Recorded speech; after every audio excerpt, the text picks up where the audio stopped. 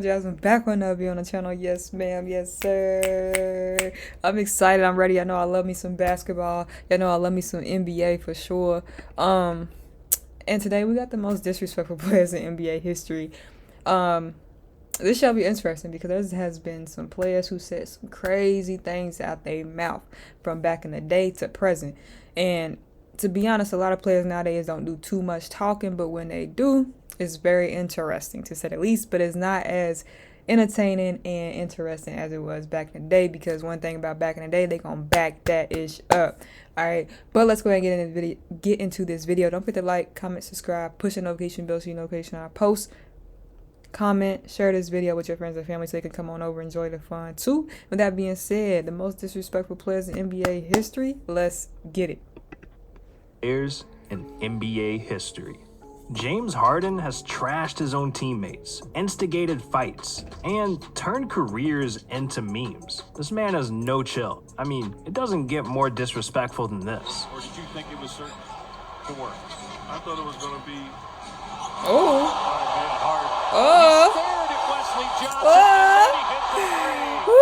Disgusting. Harden broke his ankles, stared him dead in the eyes, and shot the cleanest three I've ever seen. Ooh. But this past year, he's gotten more disrespectful than ever. It started early in 2020 when Harden and Giannis were racing for MVP. Giannis was a team captain for the All-Star game, in charge of drafting his team. And when it came down to Harden, Kemba, and Trey on the board, Giannis took a shot at Harden. Okay, this is a tough one. I'm between Kemba and Trey Young. Wait, you don't want the dribbler? I want somebody that's going to pass the ball. That's what I want. This moment set Harden off, and during an ESPN interview... Hey, but at least he's honest though, right? At least he's honest. He fired back some disrespectful shots. Makes a joke on the air about, I want to take someone who can pass. I'm taking Kemba Walker instead of James Harden. I average more assists than him, I think. So I don't see what the joke is. I just know none of them can mess with me. But I wish I could just run and with 7 feet and run and just dunk. Like that takes no skill at all. I gotta actually learn how to play basketball and how to have skill, you know? Damn, Harden. But yeah, Giannis had really, he has improved a lot. Every year he's improved. Back down on, he hit Harden in the head. All right, I'm gonna be honest. That clip happened a year before. I just had to put it in the video, all right, man? But the point still stands. Harden has caused a lot of drama, and he didn't stop at Giannis. He started disrespecting his own team. In the playoffs last year, rumors started circulating that Harden and his teammates were getting into arguments in the locker room. So it didn't surprise anyone when Harden demanded the trade this season. But the way Harden went about it was beyond disrespectful. Instead of showing up on time to training camp, Harden was out partying with Lil Baby. And when he did show up, man, he was fatter than ever. Harden even came out and said he felt the Rockets weren't good enough and couldn't be fixed. So when his new teammate DeMarcus Cousins was asked about the situation, he brought some news to the table. The disrespect started way before, any interview. Just the approach to training camp, showing up the way he did, the antics off the court. I mean, the disrespect started way before. Jimmy Butler is so Dang, we can't even get, we got to talk about Harden first. What y'all think about Harden? A lot of people do not like him because he always quick to leave a team. He's never really truly in shape as he should be as a player, and he gets paid buku amounts of money. What y'all think? Let me know what y'all think of Harden down below. Disrespectful that a single trash-talking incident cost him tens of thousands of dollars. Oh, for real? This moment went down in 2020 in a game between the Heat and the Pacers. With 6:29 left in the third quarter, Butler ran around a screen and No, hold on. Where is TJ Warren right now? This dude went crazy in a bubble and disappeared. Is he still in the Pacers? What team is he on? Trash. He called TJ soft, so they both got technical fouls. Yelling things and flipping off Jimmy, and they were both fined $25,000 after the game. But Jimmy didn't hold back when he was asked about this. He did an interview in the locker room post-game, completely humiliating TJ. He made fun of him because he didn't drop a like and subscribe to the channel. What the hell's wrong with this dude? Don't even get close to $1 million? Dang. About, we're gonna fight, this, that. It is what it is to me. And then what did you notice the middle finger from him, and was the blowing of the kiss? He's soft. He's not even in my fucking league, like nowhere near me. And if I was their coach, I would never put him on me ever again. He's like, no, put somebody else on me, because I'm a Taz every time we play. He's trash. Even though Michael Jordan had a reputation for being a trash talker, the things he said to players were beyond disrespectful. In 1995, the Bulls were coming off a playoff loss to the Magic, so training camp was serious. Jordan wouldn't let anyone slack, offense or defense. And the Bulls had just picked up Steve Kerr. Look at Steve Kerr. He still look like it.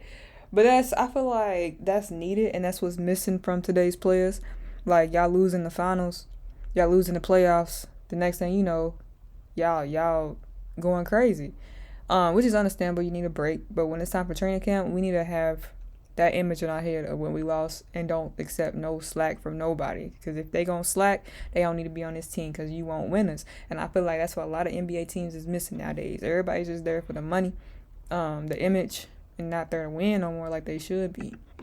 3-point specialists they needed.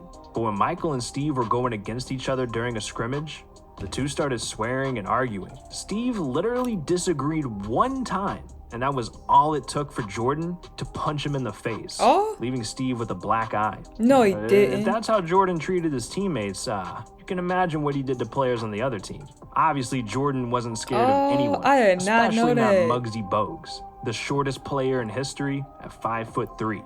Muggsy was a great player, but one moment against the Bulls shattered his confidence. It was game. With over 200 flavor notes, Woodford Reserve Bourbon is a spectacle for the season and the senses.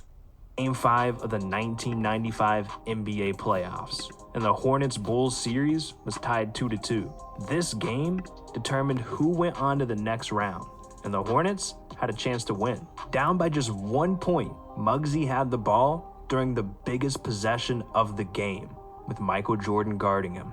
Michael stepped back, gave Muggsy space, and yelled to him, "Shoot it, you midget." Muggsy took the shot, but missed terribly. And the Bulls won 85-84 to eliminate the Hornets. And this loss humiliated Muggsy. What Jordan said to him kept him up at night. He went from averaging 10 points per game to only 5 after this. And eventually, he admitted that play against Jordan ruined his career.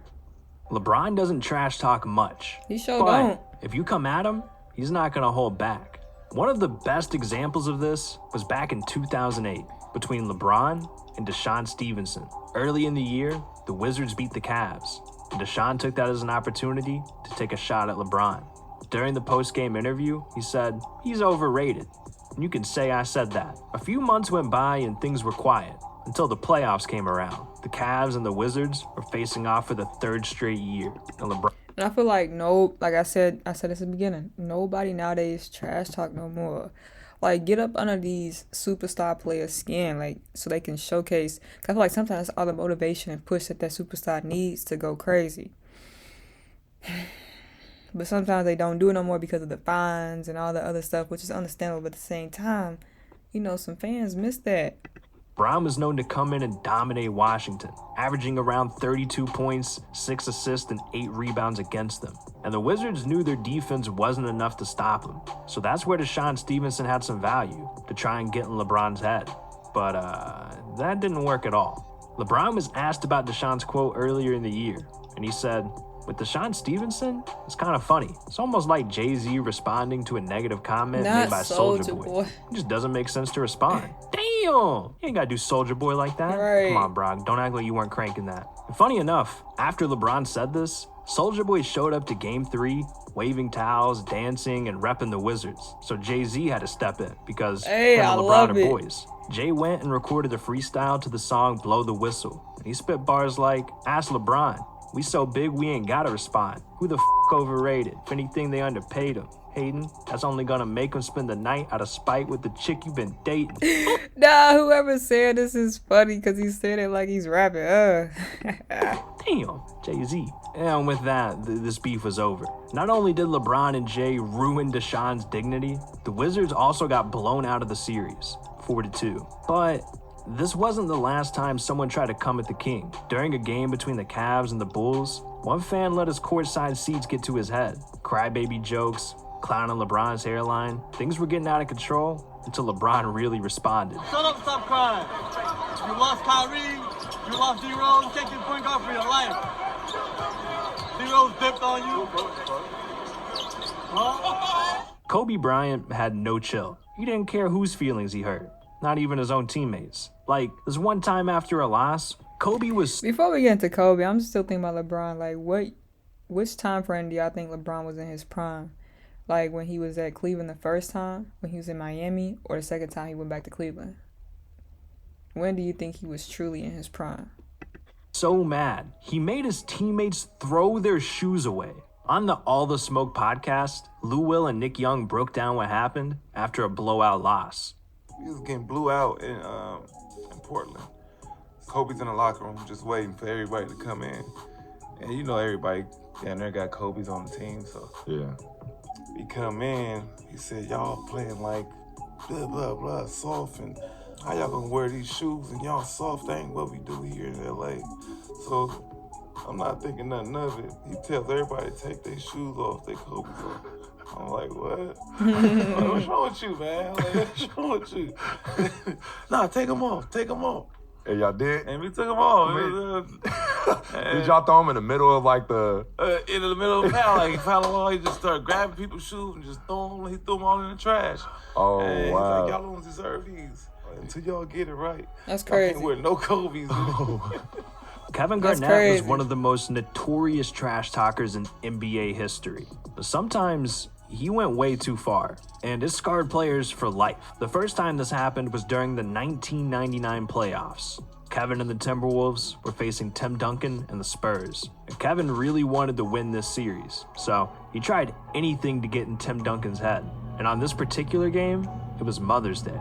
Ooh, beat Unfortunately, that. Duncan's mom passed away from breast cancer 9 years earlier, one day before his 14th birthday. So Kevin saw his opportunity, and he took it. As Duncan lined up for a free throw that game, Kevin yelled at him, "Happy Mother's Day, mother." Jesus, man. That's petty. That's petty. That's below the belt. I ain't gonna hold you. That was below the belt. I don't know. That's way worse than the Honey Nut Cheerios with Carmelo. You know what I'm saying? Obviously, That's Hold it, crazy. sister. Those pads are great for daytime protection, but when you want a worry-free night, you need an always-open. Tim Duncan hated Kevin for this, but he never responded to nonsense on the court. 'Cause Instead, Tim Duncan don't do that. made He sure to just showed what he circle the could do. games against Kevin on his calendar and go all in for a win each time. But this wasn't the only time Kevin did something nasty to a player. Kevin Garnett was Joakim Noah's childhood idol. And in 2007, Joakim was a rookie, so this was the first time that he got to meet his idol in person. Before the game, Joakim walked up to Kevin and said, "Man, KG, I had your poster on my wall. I looked up to you, man." And Kevin responded saying, "F you, Noah," and walked away. Yeah, Joakim was crushed, and from that point on, he hated Kevin. But hey, at least Kevin didn't hook up with his wife like he did to another player.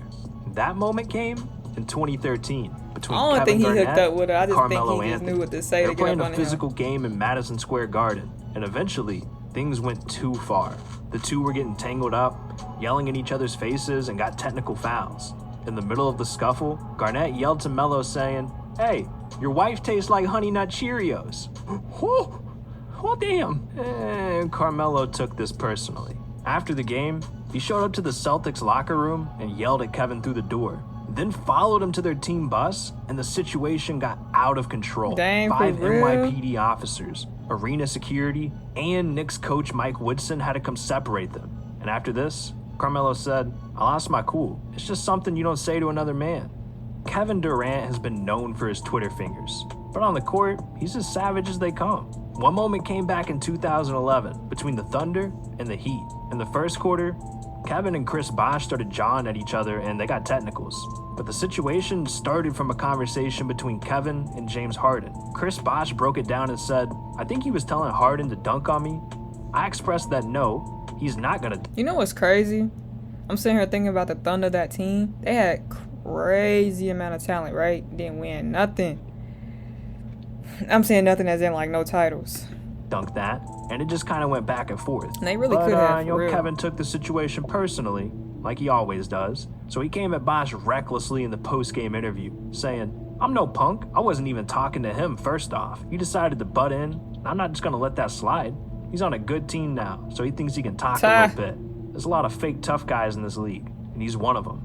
Maybe Kevin should have stayed quiet. I mean, after all, the Heat dominated the Thunder in the next year's finals where things mattered the most. And eventually, Kevin got a great team of his own, teaming up with the Warriors. And he pretty much turned into Chris Bosh based on what he said before. Kevin and Draymond were teammates for years, so he witnessed the trash talking firsthand. And Draymond talked about him saying, "KD makes you feel bad about yourself, that you ever talk junk. It's the funniest thing in the world, especially when you got legends like Shaq constantly disrespecting NBA players." I mean, Shaq is so disrespectful, he's been in Twitter beefs with damn near everyone. Yeah, he He's has. been in rap battles. Even his mom had to get him to chill out. Wait, you want to hear more about that? Well, Oh boy, I don't know how he didn't have Larry Bird in here. He didn't disrespect a lot of players. But hope you guys enjoyed this video. Let me know what you think of this video. Who you think is the most disrespectful player? Was it mentioned in here? Was it not? Don't forget to like, comment, subscribe, push the notification bell so you know notification when I post. Comment, talk to me in the comment section. Let me know any other videos you like to see me do. With that being said, see you guys next video.